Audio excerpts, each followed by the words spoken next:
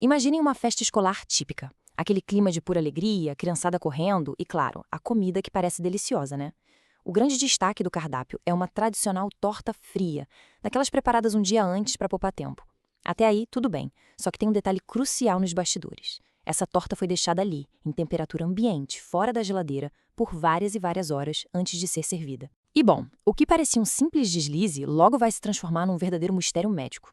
Porque, de repente, a diversão acaba. Exatamente 25 alunos começam a passar muito mal, assim, quase ao mesmo tempo. O quadro clínico lá no pronto-socorro é idêntico para todo mundo. Náuseas super intensas, episódios bem severos de vômitos e diarreia. O pânico se instala entre os familiares, como era de se esperar, e a suspeita imediata. Pois é, recai direto sobre aquela torta fria, criando uma tensão investigativa enorme no ar. Bom, vamos mergulhar nisso. A grande pergunta de saúde pública que surge imediatamente na cabeça de quem analisa o caso é: isso configura um surto? E olha, essa não é só uma curiosidade casual, tá? É literalmente o gatilho que pode ou não ativar uma resposta oficial de emergência das autoridades para conter uma ameaça maior. Boas-vindas a esta nossa análise detalhada. Hoje, o foco é desvendar toda a ciência fascinante e os protocolos investigativos rigorosos por trás das doenças de transmissão hídrica e alimentar, que o pessoal da saúde chama carinhosamente de DTH. A gente vai colocar nosso chapéu de detetive epidemiológico para entender como a ciência rastreia e combate essas ameaças invisíveis que adoram se esconder nos nossos pratos e copos. E para entender o inimigo, a gente primeiro precisa definir a cena do crime. Vamos entender a anatomia de um surto. Então, o que exatamente é essa tal de DTH? Em termos simples, são ocorrências clínicas ou síndromes causadas quando a gente ingere água ou alimentos contaminados. E detalhe, não estamos falando só de bactérias aqui, viu? Podem ser perigos biológicos, produtos químicos ou até toxinas naturais. Para se ter uma ideia, existem mais de 250 tipos diferentes dessas doenças no mundo. E um ponto fundamental: embora aqueles sintomas digestivos que a gente conhece como náusea e diarreia sejam os mais comuns, a contaminação pode desencadear problemas extraintestinais bem graves. Pensem em coisas como botulismo e até alterações congênitas, ou seja, definitivamente não é só uma simples dor de barriga. Lembra daquela nossa pergunta inicial sobre o que define um surto? Normalmente, a regra de ouro dita que um surto acontece quando duas ou mais pessoas apresentam sintomas parecidos depois de consumirem água ou alimento da mesma origem. Só que, para doenças de gravidade extrema, como o botulismo e a cólera, o número mágico é 1. É isso mesmo. Apenas um único caso confirmado já é mais que o suficiente para fazer soar todos os alarmes e ser considerado um surto oficial. A gravidade é quem dita o nível da resposta. E porque essa resposta rápida tem que ser tão, mas tão ágil, porque as populações mais vulneráveis, como crianças, gestantes, idosos, pessoas imunocomprometidas e quem tem doenças crônicas, simplesmente não conseguem enfrentar esses patógenos com a mesma força. Para esses grupos de risco, a desidratação e as complicações de uma DTH podem ser letais. Isso exige que a gente tenha uma barreira de proteção social e médica muito mais robusta. Com o alvo bem definido, chegou a hora de rastrear a doença e ver como a saúde pública responde na prática. A realidade é que os investigadores trabalham contra um relógio implacável. A partir do dia 0, que é quando o surto é identificado, a corrida começa. Tem uma linha do tempo regulatória super estrita para seguir. Em até 7 dias, o evento tem que ser obrigatoriamente notificado no SINAM, que é a base de dados oficial no Brasil. E, no máximo, em 60 dias, com todas as análises e dados já coletados, o caso precisa ser encerrado no sistema. A vigilância epidemiológica, a sanitária e a ambiental ralam juntas com a atenção básica para cumprir esses prazos e, claro, impedir novos casos. Mas olha, para encerrar um caso, a gente precisa de provas concretas, certo? Esse é o protocolo rigoroso de coleta de amostras biológicas usado pelos laboratórios de saúde pública. A matemática da coleta é bem interessante. Em surtos pequenos com até 5 pacientes, recolhe esse material de todo mundo. Entre 6 e 30 pacientes, o mínimo são 5 amostras. Agora, para grandes surtos acima de 30 pessoas, a regra muda para pelo menos 6 amostras, ou algo em torno de 15% a 20% dos casos. O grande pulo do gato aqui, e que define sucesso da investigação, é que essas amostras, principalmente as fezes, mas também sangue ou urina, precisam ser recolhidas o mais rápido possível. Isso tem que acontecer estritamente antes de qualquer medicamento antimicrobiano ou antiparasitário ser dado aos pacientes, senão as evidências do patógeno acabam sendo mascaradas. Trazendo essa teoria para o mundo real, pensem no caso de uma fábrica. Vários funcionários começam a apresentar cólicas bem fortes e diarreia. O rastreamento dessa vez não aponta para a comida do refeitório, mas sim para os bebedouros internos que estavam ligados a um reservatório com falhas estruturais. O vetor de transmissão aqui é a água. A ação imediata, suspensão total do consumo daquela água, fornecimento de água potável alternativa na hora e, claro, uma investigação microbiológica pesada em cima desse reservatório. Entrando agora na biologia da coisa. Vamos ver exatamente como esses patógenos atacam o nosso corpo.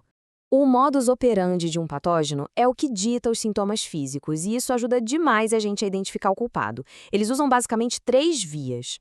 A primeira é a infecção. O micro-organismo vivo é engolido e invade os tecidos. Isso causa uma diarreia frequente que pode até ter sangue ou pus e uma dor muito forte, como é o caso da salmonela. A segunda é toxinfecção. Os invasores entram e começam a liberar toxinas lá dentro do nosso intestino, gerando uma diarreia intensa, mas sem sangue, como acontece com algumas cepas de E. coli. E, por último, a intoxicação. Nesse caso, a pessoa já ingere as toxinas prontas, que se formaram no alimento. O efeito é meio que explosivo, com vômitos e diarreia super rápidos, é o caso clássico do Staphylococcus aureus. E aqui tem um detalhe biológico, que é simplesmente um divisor de águas e derruba muito mito de cozinha. A diferença entre toxinas termoláveis e termoestáveis. As termoláveis podem ser inativadas pelo calor da panela, mas as termoestáveis, essas resistem bravamente ao calor e sobrevivem ao cozimento. Então, aquela ideia de que é só dar uma esquentadinha na comida que ficou fora da geladeira para matar tudo, nem pensar. Se as toxinas termoestáveis já estiverem lá, o perigo continua intacto, totalmente invisível e imune ao fogo. Agora que conhecemos as armas deles, vamos dar uma olhada na ficha criminal dos suspeitos mais habituais. O primeiro da nossa lista é a Escherichia coli, carinhosamente apelidada de E. coli.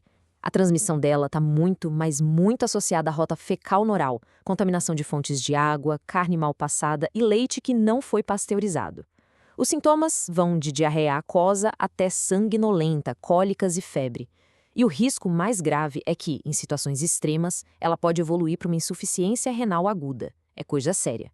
Logo depois, temos o Staphylococcus aureus. A via de transmissão principal aqui é o manuseio inadequado, simplesmente porque essa bactéria vive naturalmente na pele e nas mucosas das pessoas. Um espirro no ar ou uma mão mal lavada já podem comprometer todo o prato. A marca registrada dela é a velocidade, um início de sintomas absurdamente rápido, tipo de 2 a 6 horas depois de ingerir aquelas toxinas termoestáveis. Lembra do caso da torta na festa da escola lá no começo? Com todo mundo passando mal tão rápido depois de comer a torta que ficou na temperatura ambiente? Pois é, esse é o nosso suspeito número 1. Vamos dar uma olhada em mais um estudo de caso para fixar isso bem. Uma família inteira desenvolve febre, episódios de vômito e dor abdominal. Mas, detalhe para o relógio, isso tudo rolou umas 18 horas depois de um jantar onde comeram maionese caseira feita com ovos crus. Esse tempo de incubação um pouco mais longo e a presença de febre já mudam totalmente o perfil do nosso culpado. A grande vilã no caso da maionese, sem sombras de dúvida, é a salmonela. Ela adora se esconder em ovos crus, carnes mal cozidas e laticínios não pasteurizados. Ela causa uma infecção bem clássica por invasão de tecidos, que resulta em diarreia, febre, vômitos e muita dor abdominal. O intervalo de ação geralmente demora um pouquinho mais, batendo ali entre 12 a 36 horas após a pessoa ingerir o alimento. Dá para ver direitinho como saber o tempo de início dos sintomas ajuda muito a isolar e descobrir quem é o patógeno, né? E como ninguém quer passar por isso, vamos para os princípios de prevenção e ver como criar um escudo eficiente. A Organização Mundial da Saúde conseguiu pegar toda essa ciência complexa e resumir em 5 regrinhas de ouro. 1. Manter a limpeza impecável sempre. 2. Separar rigorosamente o que é cru do que já está cozido para evitar aquela velha contaminação cruzada. 3. Cozinhar completamente a comida para garantir que as bactérias morram de fato. 4. Manter tudo em temperaturas seguras, isso quer dizer muito frio lá dentro da geladeira ou bem quente no fogão, o meio termo é um perigo. E 5. Usar sempre água e ingredientes que a gente sabe que são seguros. Trazendo esses princípios para nossa rotina, tem algumas táticas bem básicas, mas essenciais. Lavar as mãos é o escudo número 1, principalmente depois de usar o banheiro, pegar transporte público ou mexer com carne crua. E, por favor, vamos evitar a todo custo repetir o erro da nossa festa escolar. Nunca, jamais, deixem alimentos perecíveis em temperatura ambiente por horas a fio. O descongelamento também tem que ser planejado, sempre dentro da geladeira e nunca na pia da cozinha pegando calor.